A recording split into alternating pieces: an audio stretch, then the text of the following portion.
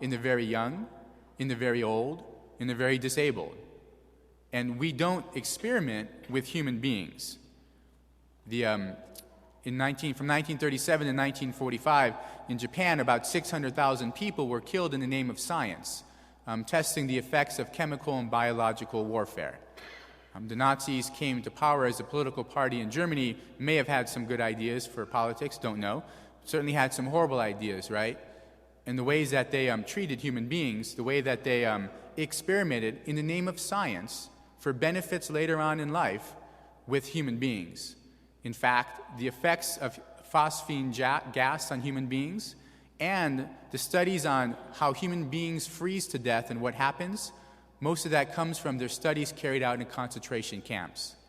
But if you remember, 20 years ago and even in the past couple of years, there have been debates in the scientific community about even whether or not scientists should look at the studies that were done in concentration camps and accept them or not, or whether that's something that's so heinous a crime that we shouldn't even accept those kinds of results. The idea is that no human being exists in order to be destroyed for potential scientific benefits later on. Where does one draw the line? The second argument against the stance of the church and other scientists is that what's destroyed is not a human life, or at least not a human being with fundamental human rights. The human embryo is not a human being and has no human rights. The U.S. bishops in the document say, if fundamental rights, such as the right to life, are based on abilities or qualities that can appear or disappear, for example, consciousness, intelligence, qualities that can come and go, qualities that can grow or diminish, qualities that can be greater or lesser in different human beings, then there are no inherent human rights, no true human equality, only privileges for the strong. So if certain qualities like, again, intelligence or consciousness can come and go, then there are no inherent human rights. If it only belongs to somebody who's conscious, somebody who's intelligent, somebody who's not brain dead, somebody who knows what he or she is talking about, if it's not in those people, then it's not an inherent human right. And yet, every human being inherently has the right to life. Everyone.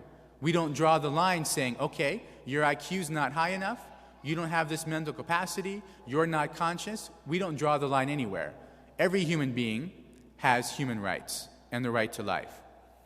And finally, a third objection is that dissecting human embryos for their cells shouldn't be seen as the loss of embryonic life because they're going to die anyway. One of the arguments. Yet the U.S. bishops write, our society does not permit lethal experiments on terminally ill patients, nor on condemned prisoners, on the pretext that they will soon die anyway.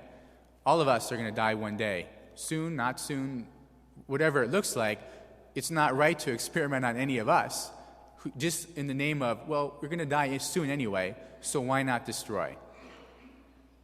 In the gospel, Jesus speaks about how unless a grain of wheat falls to the ground and dies, it remains just a grain of wheat.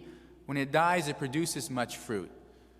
In some ways, you and I, many, many years ago, were like the grain of wheat. Something small, something simple, something with much potential, just like a human embryo. And we have borne much fruit. Look at the fruit that's born here. Your faithfulness, your holiness, your goodness and kindness to one another and in the world. Great fruit that's born because you were allowed to grow and to flourish.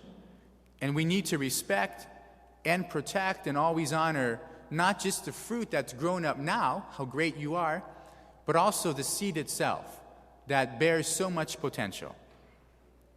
In conclusion, the bishops write about this issue of stem cell research.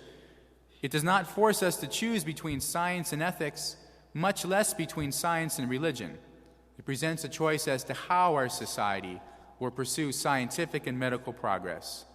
Will we ignore ethical norms and use some of the most vulnerable human beings as objects? We must pursue progress in ethically responsible ways that respect the dignity of each human being. Only this will produce cures and treatments that everyone can live with. In looking at always being in favor of life as Catholics, we understand that all human life needs to be protected, whatever level it might be at. The first conceived to those who are just about ready to pass away. We protect all human life on both ends and in between, being kind to one another, taking care of one another now, protecting and respecting one another's lives these days. That's the ministry of the church in the work of pro-life.